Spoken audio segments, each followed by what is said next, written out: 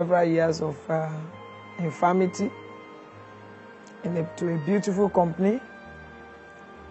And there was a time a particular man was employed as our accountant,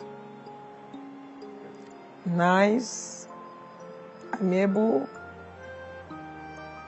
but something in me did not really like him.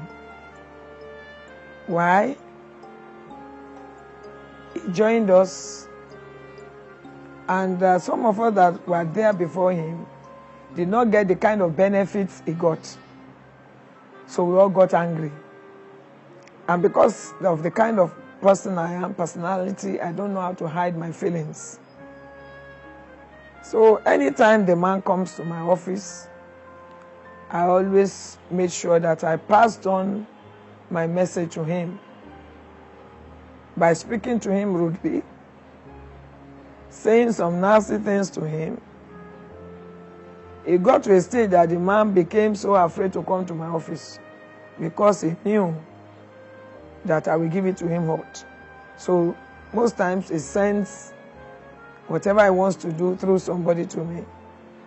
And that went on for a very long time until I left the company. I'm still talking about character. So one day, after much prayers, I met a particular guy. He came all the way from the US, very nice, accommodating, kind. And he told me that time that what I wanted was marriage. I don't want a delay, I just want to get married to you. And the first thing he did was to take me to his parents, like we normally do. So after meeting his parents, he left for the US, United States of America, sorry. And one of the days I just decided to pay the family a visit, went to the market, I bought some nice things, and I took them there. When I got there, it's not like now, it was in the 80s. There was no generator, only lantern if they take the light, or candle. So there was this lantern in the sitting room that I could barely see. You could barely see with it. So when I came in, I met the mother, I met the elder sister, and one other guest. So I just greeted them and I walked straight to the kitchen to drop the things I bought. So while putting them in the places I wanted to put them, in the right places, I just had the door, I had a bang, and I felt somebody just left. When I came back to the sitting room, I sat down, greeted everybody very well, and I saw that the person I saw earlier was no longer there. I didn't even mind. So with a smile on Auntie's face, the lady asked me, I mentioned the name of our former accountant. And he said, do you know so and so? Initially, I couldn't remember because it was a long time I left the company. And I tried. Suddenly, I remembered the name. And I smiled. And with smiles on my face, I began to pour accolades on the man. I know him, very nice man, kind, wonderful. We were friends. I told a series of lies. And the sister was kept on looking at me. And she threw the bombshell. Said that was the person sitting here when you entered the house. And do you know what she said? What he said? I said, no, ma. He said it in Yoruba, I will interpret. Where did you see this person? Bolotiri Enitegbe Wole. And so she replied that that's the person Femi wanted to marry. That he brought her home. Said that one. Iye. Ino mo rara. Fire. You want Femi to marry that? I don't have hand in this, so me lower ninu e o. Femi to marry. You don't know this lady? This one cannot stay in our family. Oh. And he left. Immediately the sister said that, my heart sank. I knew I had shot myself in the leg. But there was nothing I could do. So I started smiling. It wasn't like that. This and that and that. And the mama spoke. The mother. I said, so you are like this and you are pretending. That was the end of that relationship. Nothing I did not do. I cried to God. I prayed. You know, before long, they called him and they told him a lot of things. Even the ones that were not even there, they added. The guy came home. I tried to make amends. But the parents had already prevailed against him. And that was how I lost out completely. That's why I always tell people, let's be mindful of our character. Especially we that are looking up unto God for a relationship. Because you don't know where you will go. You don't know the person you will meet that will have a say in your relationship. Another thing happened. I'm talking about character. After that, I kept on praying. And that time I had already given my life to Christ, but not yet broken. There was this time I fasted for a long time. I think it was 7 days. Crying to God for a life partner.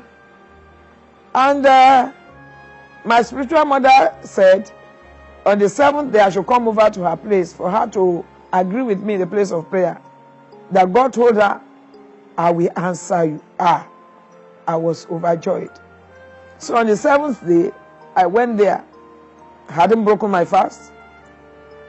So when I got to her house, she prayed her heart out. I knew God had already answered by the way she prayed.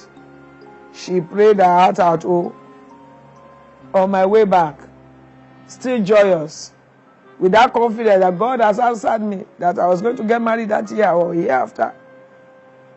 I entered this popular vehicle called Danfo. As I sat inside, I can't really remember whether it was, you know, there is a lot of changes about our money. Maybe it was 1 naira or 10 naira, I can't remember. But I knew he was supposed to give me 50 kobo change. And when he gave me that change, the money was torn. And I looked at the man. I pleaded. I said, Oga, the 50 naira you gave me is torn. Can you help to change this 50 naira? The man replied me with something that shook me. He made a statement that angered me. And I forgot about what I just finished. I'm talking about the fasting and the prayers. He made a statement in Yoruba. I will interpret too. Ṣé ayé ẹ ṣó dájú owó tó yá yìí lọ? That is my life better than the torn money? It was as if I have never had such in my life. The devil turned it and re-echoed it in my ears. I sat down very well in that Danfo. And I looked at the conductor in the eye. And I said, conductor, look at me very well. You know when you have anointing without sense, you cannot control yourself. I looked at the conductor and I rained curses, I rained abuse on him. I told him at a point that, look here, you know when you have, and like I said, I even mentioned my name, I mentioned my address to the conductor. That look at me very well. Within the next 7 days, this is where I live. This is me. In the next 7 days, if this and this does not happen to you, that it means I'm not born of my father. Everybody started begging me in the bus. The more they were begging me, the more I got, the angry I got. I began to rant. I was uncontrollable. The anger was just coming. To the extent that it got to a stage, the driver had to park. And they were begging me. Suddenly, an elderly man came and asked what the matter was. And I told him my experience. And the man scolded the conductor, and the other people joined. They scolded and they begged me and pleaded. So I entered back. We all entered the vehicle back. Some other people even volunteered to give me the extra 15 naira. People were bringing out 15 naira. Take. I said I didn't want. The conductor said I should take the whole money back. I said I didn't want. But because I didn't want to prove stubborn, I took back my change. When I got down at Ogba, I went to Ijudata at Ogba bus stop. And I entered a vehicle going to Ojota to go back home. I heard a voice loud and clear in my ears. Well done, my faithful servant. You have shown everybody that you are a great evangelist. You have brought people into my kingdom with your character. See the way you behave. Will people hear you out if you stand to preach to them? He said, now I intended to answer your prayers this year, but I've added 5 more years to your journey. I busted into cry. I began to cry in that vehicle. There was a particular lady sitting by my side, and she looked at me, and she said something in Yoruba. Hey, ya. Ṣé wọn dàgbà ni? That is, the person that died, is it a young man or a young woman? I looked at her. I wanted to say something to her too. That was your problem. But I remember what God just told me. So I faced my front and I began to weep uncontrollably till I got home. The journey was more than 5 years. Please let us be mindful of the way we behave. Some of us, we have misbehaved in the presence of our helpers, and it has prolonged the days of our testimony. Let us be mindful of how we relate with others, especially in relationships. In your home, outside your home, in the church, anywhere you go. Let us learn how to behave well.